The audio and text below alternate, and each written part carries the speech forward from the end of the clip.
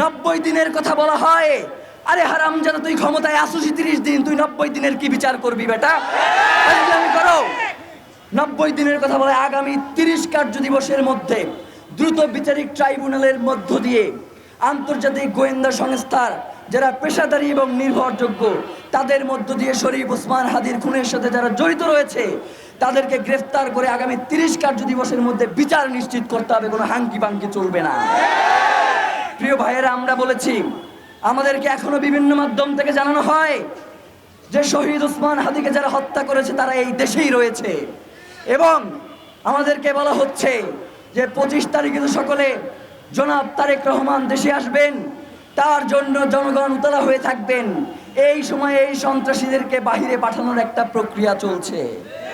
আমরা বাংলাদেশের জনগণকে সাথে নিয়ে বলতে চাই, জনাব তারেক রহমান আসবেন, এর জন্য আমরা ইনকিলাব মঞ্চ 25 তারিখে কোনো প্রোগ্রাম রাখি নাই, এবং আমরা মনে করছি যে জনাব তারেক রহমান দেশে ফিরে আমাদের এই আন্দোলনের সাথে তিনিও একত্রতা পোষণ করবেন, এবং জনাব তারেক রহমান যথেষ্ট বুদ্ধিসম্পন্ন, প্রজ্ঞামান এবং দেশপ্রেমিক মানুষ বলেই আমরা মনে করছি।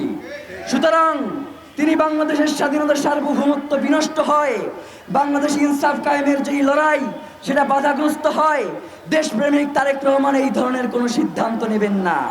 তিনি অবশ্যই যাতে অতি দ্রুত ওসমান হাদির খুনিদেরকে বিচারের মুখোমুখি করা যায় এবং 30 দিনের মধ্যে সেই বিচার কাজ সম্পন্ন করা যায়, সেক্ষেত্রে তিনিও আমাদের সাথে একত্রতা পোষণ করে এই আন্দোলনে সামিল হবেন।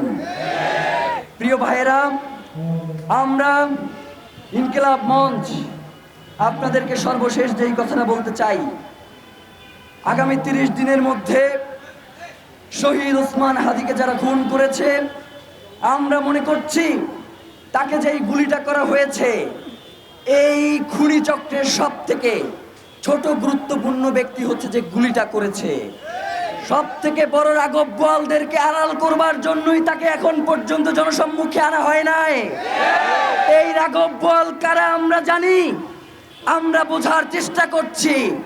যদি এই রাঘব বোয়ালদেরকে জনতার সম্মুখে না আনা হয়, যদি এই রাঘব বোয়ালদেরকে কোনোভাবে আড়াল করবার চেষ্টা করা হয়, বাংলার জনগণ যদি তখন রাজপথে নেমে আসে, আপনাদের সেই সামর্থ্য নাই এই জনগণকে আপনারা কোনোভাবেই ঘরে ফিরিয়ে নিয়ে যাবেন। এই জনতা একবার রাস্তায় নামলে জুলাই হয়, এই জনগণ একবার রাস্তায় নামলে বাংলাদেশের স্বাধীনতার সার্বভৌমত্ব টিকে যায়। সুতরাং যারা স্বাধীনতার সার্বভৌমত্বকে বিনষ্ট করতে চান, আপনাদেরকে আমরা হুঁশিয়ারি করে বলতে চাই, বাংলার জনগণ আমাদের শুধু অপেক্ষায় রয়েছে যে আমরা কি কর্মসূচি ঘোষণা করব। আগামী 25 তারিখের পরে আমরা বাংলাদেশের লাগাতার কর্মসূচি ঘোষণা করব এবং সারা দেশে সেই কর্মসূচি বাস্তবায়িত হবে। বাংলাদেশকে ওসমান হাদির খুনিদের গ্রেফতার করা না পারা পর্যন্ত বাংলাদেশে আমাদের এই লড়াই চলমান থাকবে। আমরা যদি মরেও যাই, আপনারা এই লড়াই চালিয়ে যেতে প্রস্তুত আছেন না? সুতরাং আমাদের প্রধান দাবি হচ্ছে শহীদ ওসমান হাদির হত্যার সাথে যারা জড়িত রয়েছে সকল কুশীলবদেরকে দ্রুত আইনের আওতায় নিয়ে আসা, সিভিল মিলিটারি ইন্টেলিজেন্সের মধ্যে ঘাপটি মেরে বসে থাকা আওয়ামী সন্ত্রাসীদেরকে দ্রুত চিহ্নিত বিচারের মুখোমুখি করা। প্রিয় ভাইয়েরা, বাংলাদেশ খুব কঠিন পরিস্থিতির মধ্য দিয়ে যাচ্ছে। বাংলাদেশ খুব কঠিন পরিস্থিতির মধ্য দিয়ে যাচ্ছে। আমরা সবাই মিলে যদি এই কঠিন পরিস্থিতি মোকাবেলা করতে না পারি, তাহলে যেই জুলাই আমাদেরকে আশার আলো দেখিয়েছিল, সেই আশার আলো নিভেও যেতে পারে। আমরা কি সেটা হতে দিব? আমাদের 1400 ভাই এবং বোনের রক্ত এই রাজপথে লেগে আছে। এই রাজপথে আমাদের দেশপ্রেমিক সেনা অফিসারদের রক্ত লেগে আছে। এই রাজপথে শাপলার শহীদদের রক্ত লেগে আছে। এই রাজপথে শহীদ ওসমান হাদির রক্ত লেগে আছে। এই রক্তের সাথে বাংলার জনগণ বেইনসাফি করতে পারে না, আমরা বিশ্বাস করি না।